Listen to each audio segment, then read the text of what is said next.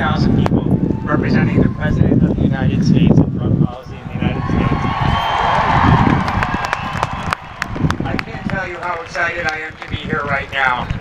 I am amazed to see how many of you, how we are making our voices heard, that people with substance abuse disorders and people in recovery can change this conversation.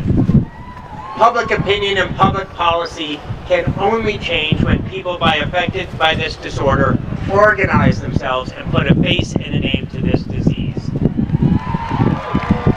As I have said many times, it's hard to hate up close. If I asked any group of people for a show of hands as how many of them have been affected by substance use disorders, I know I would get a majority of people in the United States. But because this disease does not discriminate, it does not know racial or ethnic or economic or geographic boundaries. But regardless of the fact that everyone in our country is affected by substance use disorders, it is still shrouded in shame and stigma. And people are afraid to speak up. We whisper about it.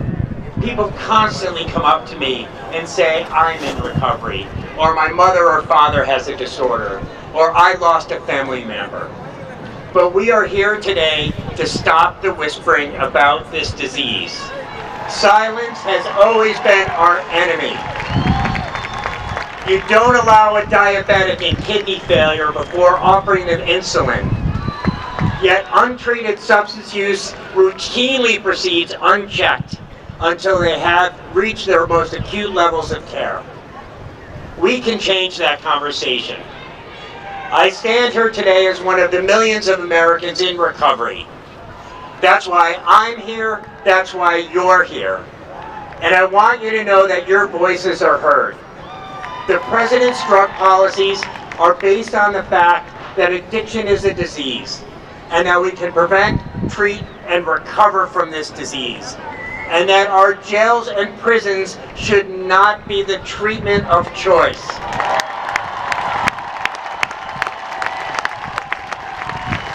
Thanks to the Affordable Care Act, more Americans have access to care and treatment. But we must and we can do better.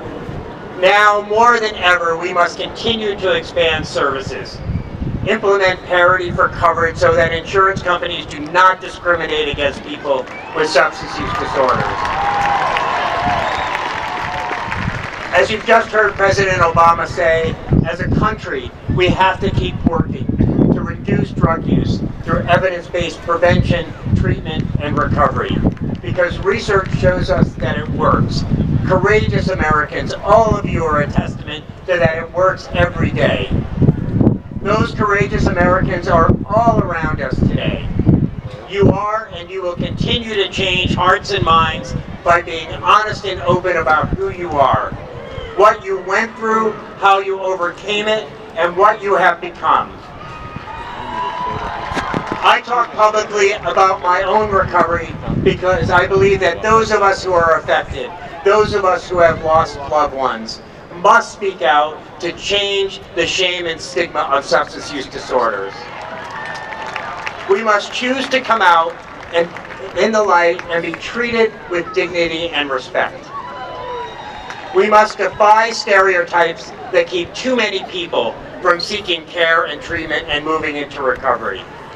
So let's stop whispering about this disease. You are in the vanguard of a movement that cannot be changed about how we view addiction in this country. And when you return to your communities, tell someone I'm in recovery. Reach out to those affected. Organize. That is the only way that we're going to change the course of this disease.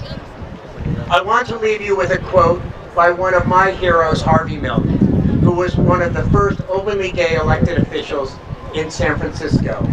And he was talking about the gay rights movement, but it has importance about today. He said, once they realize that we are indeed their children, that we are indeed everywhere, every myth, every lie, every innuendo will be shattered. And once and for all, you will feel and do better. Thank you everyone for the work that you do. Keep up the good work.